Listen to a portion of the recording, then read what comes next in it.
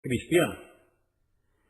Serían obras de autores paganos sobre Jesús, así como obras de cristianos herejes, entre comillas, porque así se le designaba a los que no estaban de acuerdo con esta iglesia, esta cristiandad ortodoxa. Destinó también una entrada fija de dinero a las arcas de la iglesia e instaló al obispo de Roma en el palacio de Letrán. No sería hasta el año 384 que el obispo de Roma se designaría a sí mismo papa por primera vez. Entonces, el año 331 después de Cristo, comisionó y financió nuevas copias de la Biblia. Esto constituye uno de los factores más decisivos en la historia del cristianismo y dio a la cristiandad ortodoxa una oportunidad inigualable. En el año 303 después de Cristo, un cuarto de siglo antes, el emperador pagano Diocleciano se propuso destruir todas las escrituras cristianas que pudiese encontrar, resultando que los documentos cristianos, en especial en Roma, se perdieran casi todos.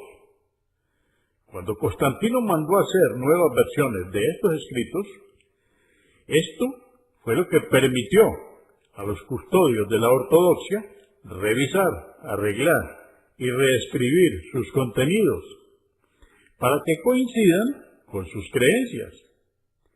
Es probable que en este momento se hizo la mayoría de las alteraciones cruciales al Nuevo Testamento. La importancia de este decreto de Constantino no se debe subestimar. De las 5.000 más tempranas versiones manuscritas del Nuevo Testamento, ninguna es anterior al siglo IV después de Cristo. Hacemos una nota aquí que dice: existe la posibilidad de que se descubran algunos anteriores. En 1976 se descubrió un gran depósito de manuscritos antiguos en el monasterio de Santa Catalina en el monte Sinaí. El descubrimiento se mantuvo en secreto hasta que lo publicó un periódico alemán en 1978. Hay miles de fragmentos, algunos anteriores al año 300, incluyendo 8 páginas que faltaban del Códice Sinaítico en el Museo Británico. Los monjes que vigilan este material solo han permitido el acceso a un erudito griego. Para enterarse más de esto, ver International Herald Tribune del 27 de abril de 1978. El Nuevo Testamento, como existe hoy en día, es esencialmente obra de los editores y copistas del siglo IV.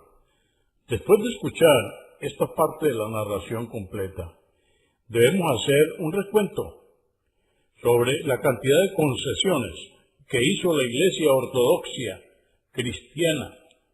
Esa Iglesia Ortodoxa cristiana se acomodó a Constantino y al Imperio Romano por conveniencia, por política, muchas veces renunciando inclusive a sus propias tradiciones.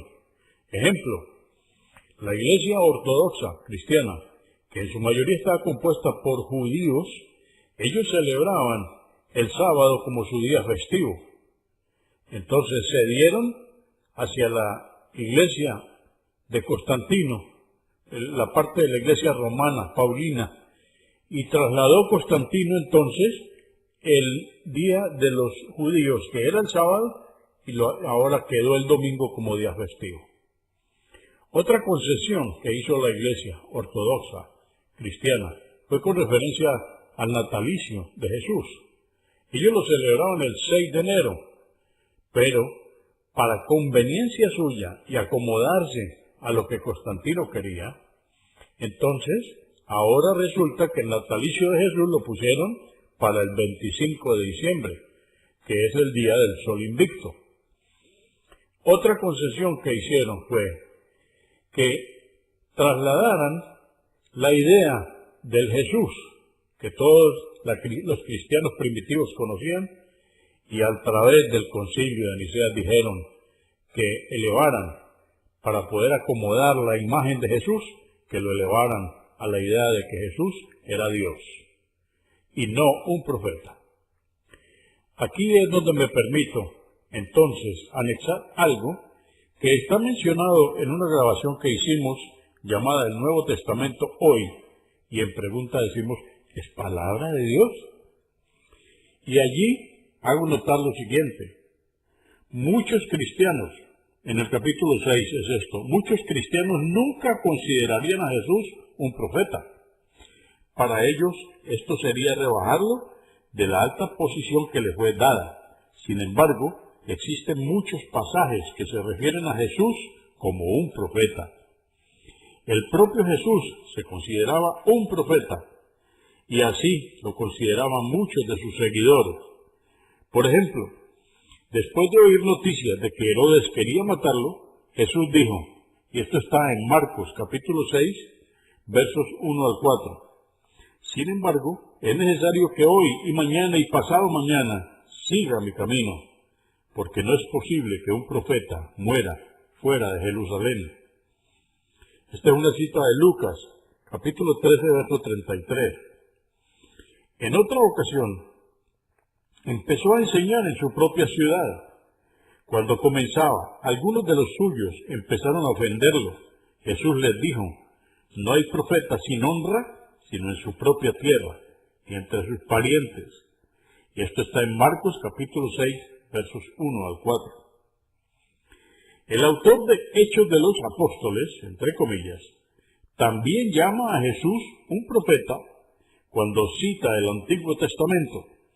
Explica cómo Dios anunció a Jesús el ungido en boca de sus santos profetas desde tiempos antiguos. Entre comillas, Moisés dijo a los padres, el Señor vuestro Dios os levantará un profeta de entre vuestros hermanos, y cierra comillas. La gente de Jerusalén reconoció que Jesús era un profeta cuando Jesús entró en la ciudad montado en un asno. Entre comillas, toda la ciudad se conmovió diciendo, ¿quién es este? Y la gente decía, este es Jesús, el profeta de Nazaret de Galilea. Esto está en Mateo capítulo 21, versos 10 y 11.